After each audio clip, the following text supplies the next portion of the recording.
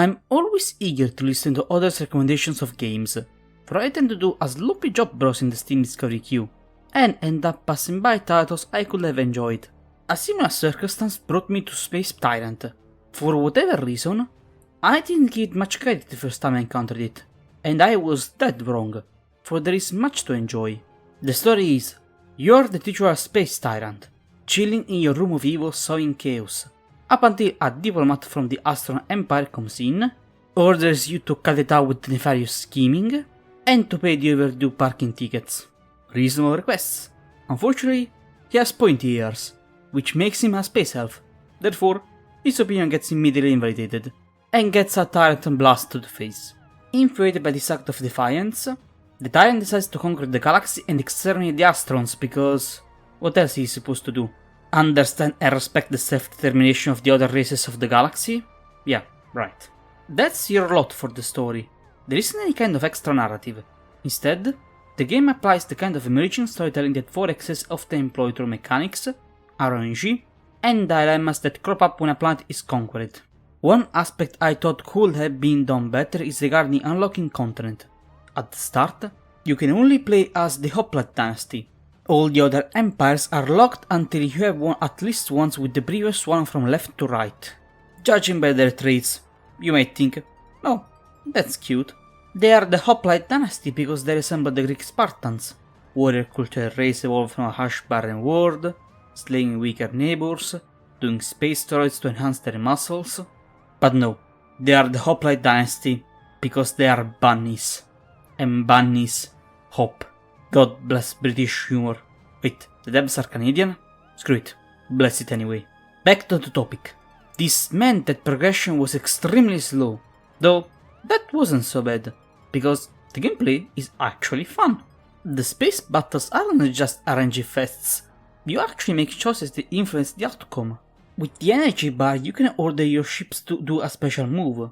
Some are simple like firing an extra volley, others are almost OP, like activating life regeneration for a ship and one of its neighbors, or rolling a ball of energy that, with some upgrades, can penetrate the front ships and hit the ones on the back. The invasions are actual RNG fests. I cannot express my raging excitement and utter disappointment when a planet was 1 HP away from conquest, only to roll a 0 on the dice and be forced to lose a turn, with a complimentary disappointed trumpet.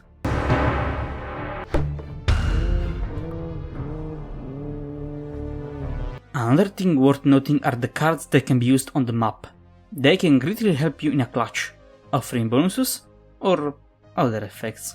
As a last thing, the music is great. I love that every playable race has its own theme. It's something that elevates the factions and gives them a character. But enough about that, let's get to the topic. See, one of the frustrations I encountered the most during a discussion is the incapacity of sharing the experience that I proved during a game with other people. Sure, I can make videos and talk about them, but it's a whole other story when you're discussing with someone else who has also played the game.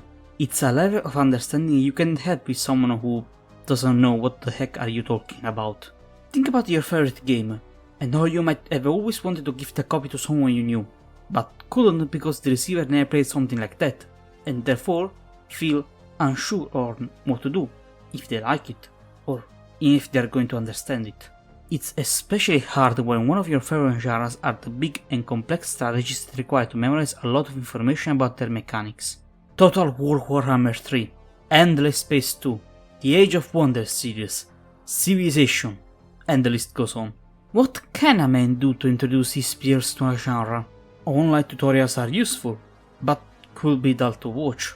And the proposition of watching a video to learn how a game works is not the most appealing one. Nor being a coach and telling them what to do because most people prefer to experience games on their own. No, the better strategy would be to propose a game that offers comparable mechanics, but in a simplified manner so that they're easily digestible to new users. And comparing Space Tyrant to other works of this genre emphasizes its simple nature. Technology is not a sprawling tree of choices, but an easy which ship you want to upgrade. You don't have to worry about upkeep. Ship fleets don't have them. You only have to worry about the initial purchase of the individual ships. Planets generate only one type of resource, and which planet generates what are visually distinct to be easily recognizable. And when commanders level up, there isn't any choice for the player to be made, their battle ability gets better, and can commandeer more ships. Projects such as these are shunned by the purists and experts because they don't deliver a meet enough experience for them. But I make the argument that there is value in such ventures, for while it is true that they may not deliver a full experience, they allow to bridge the gap for new buys, permitting them to dip into a genre and starting to absorb concepts that a veteran takes for granted, but could not be so crystal clear for someone new, and that's something not to be underestimated.